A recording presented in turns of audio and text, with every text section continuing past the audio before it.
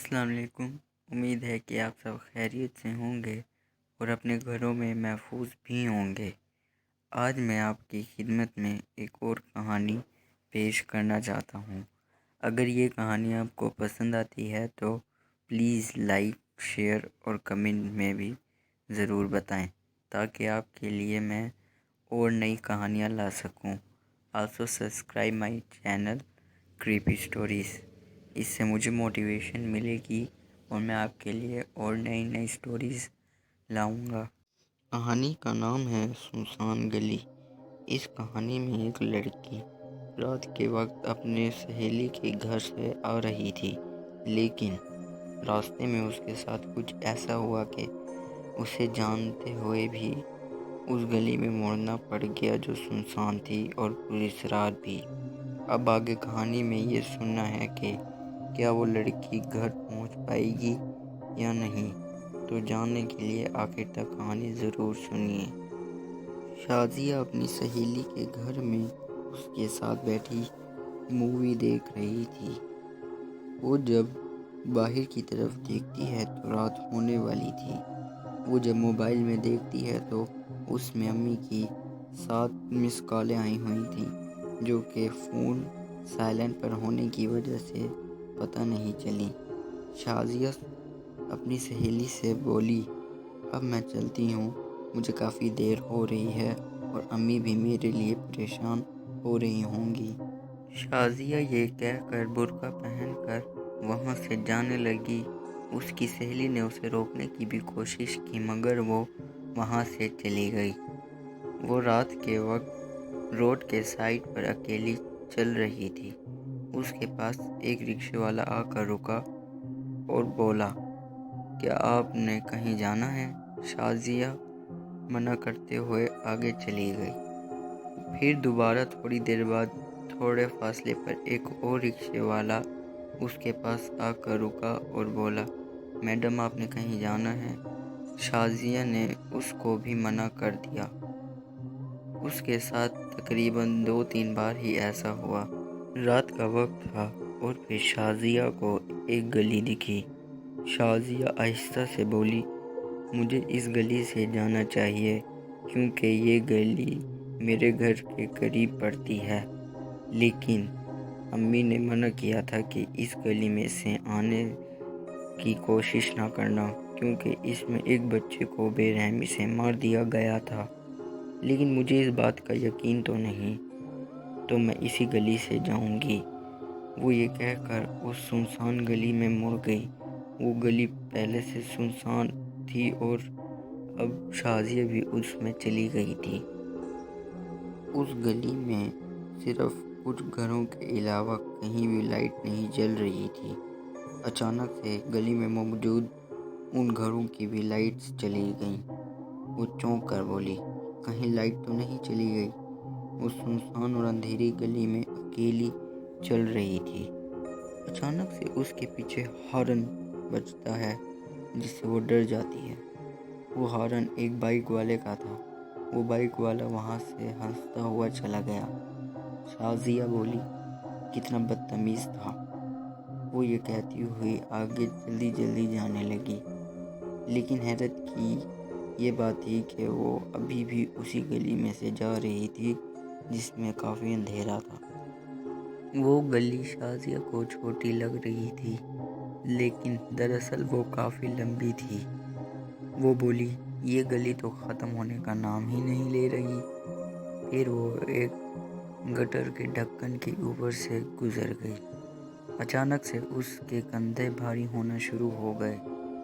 وہ تھوڑا رک کر اپنے کندھوں کو چیک کرنے لگی کہ شاید کوئی چیز تو نہیں بیٹھ گئی، مگر اس کے ہاتھ لگاتے ہی اس کے کندھے بالکل خالی تھے۔ وہ بولی، میرے کندھے بھاری کیوں ہو جا رہے ہیں؟ وہ اسے اگنور کر کے آگے جانے لگی۔ اس کے کندھوں پر وزن بڑھتا جا رہا تھا، لیکن وہ ابھی بھی چل رہی تھی۔ اب اس کو چلنے میں اس قدر دشواری پیدا ہو رہی تھی کہ وہ کافی ہمت کر کے ایک قدم اٹھانے لگی۔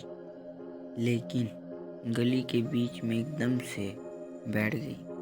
اب اس کے ہاتھ کپ کپا رہے تھے اور اس کی حالت بھی نازک ہوتی جا رہی تھی، لیکن وہ کسی نہ کسی طرح برداشت کر رہی تھی۔ اچانک سے اس کے سامنے سے ایک بائک گزرتی ہے، جس کی روشنی پڑنے پر اس کو اپنے کندھوں پر سے وزن کچھ کم محسوس ہوتا ہے۔ بائک کے گزرتے ہی اندھیرا ہو گیا، جس سے اس کے کندھوں پر دوبارہ وزن بڑھ گیا۔ وہ بولی، روشنی سے میرے اوپر سے بوجھ کم ہو گیا۔ وہ پھر اپنے موبائل کی روشنی جلا کر اپنے کندھوں پر مارنے لگی، جس سے اس کے کندھے ہلکے ہو جاتے ہیں۔ وہ اب جلدی سے اٹھ کر وہاں سے بغیر کسی فکر کیے دوڑنے لگ جاتی ہے۔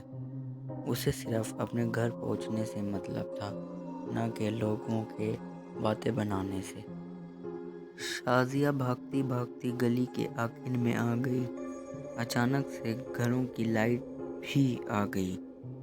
اب گلی کے آخر میں روشنی ہو گئی تھی۔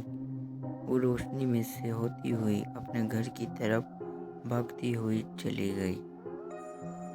شازیہ بھاگتی بھاگتی اپنے گھر کی طرف جا رہی تھی۔ وہ جب پیچھے مڑ کر دیکھتی ہے تو ایک کالا سیاہ رنگ کا بچہ اسی گلی میں اندھیرے میں کھڑا تھا۔ اس کی آنکھیں بالکل سفید دودھ سے بھی زیادہ چمک رہی تھیں۔ وہ دیکھ کر اور گھبرا گئی اور اپنے گھر کی طرف تیزی سے دوڑنے لگی۔ شازیہ گھر پہنچ کر زور زور سے گھر کا دروازہ پیٹنے لگی۔ امی نے جیسے ہی دروازہ کھولا، شازیہ ان سے ایسے چمٹ گئی جیسے کافی سالوں بعد ملی ہو۔ امی بولی، کیا بات ہے شازیہ، جو تم مجھ سے ایسے چمٹ گئی ہو؟ کیا کسی نے تنگ تو نہیں کیا؟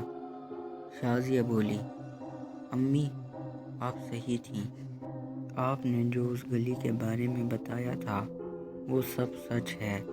اس گلی میں واقعی کوئی چیز ہے، کیونکہ آج جب میں اس گلی سے آ رہی تھی تو مجھے واقعی ایک سیاہ رنگ کا بچہ اس گلی میں دکھا تھا۔